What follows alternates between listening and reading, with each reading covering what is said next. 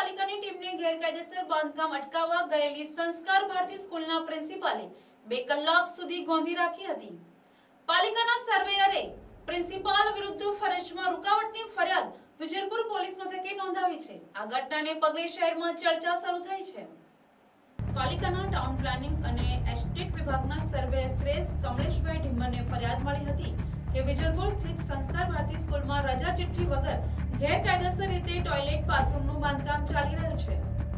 આ ફરિયાદના આધારે ગઈકાલે બપોરે 1:30 સર્વેયર તેમની ટીમ અને 15 જેટલા મજૂરો સાથે તપાસ કરવા પહોંચ્યા હતા. પાલિકાની ટીમે બાંધકામની પરવાનગી માંગી ત્યારે સ્કૂલ સત્તાધીશો પાસે કોઈ આધાર નહોતો. આથી ટીમે બાંધકામનો સામાન જપ્ત કરી ટેમ્પામાં ભરવાનું શરૂ કર્યું હતું.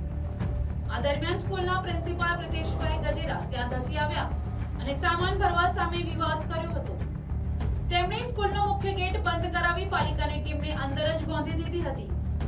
પ્રિન્સિપાલે 112 પર ફોન કરી પોલીસ બોલાવી હતી અને સ્થાનિક પત્રકારોને પણ સ્થળ પર તેડાવ્યા હતા. તેમણે મીડિયા સમક્ષ પાલિકા વિરુદ્ધ નિવેદનો આપી ધમકી આપી કે જ્યાં સુધી ટેમ્પામાંથી સામાન ઉતારવામાં નહીં આવે ત્યાં સુધી ગેટ ખોલવામાં આવશે નહીં. આશરે 2 કલાક સુધી પાલિકાના કર્મચારીઓને અટકાવી રાખી દબાણ હેઠળ સામાન ઉતરાવ્યા બાદ જ તેમને જવા દેવામાં આવ્યા હતા. આ ઘટના અંગે સર્વેયર શ્રેષ્ઠ ઢીમ્મરે વિજલપુર પોલીસ મથકમાં પ્રિન્સિપાલ પ્રિતેશભાઈ ગજેરા વિરુદ્ધ ફરિયાદ નોંધાવી છે. પોલીસે આ મામલે તપાસ હાથ ધરી છે. Bureau report NTC news Navsari.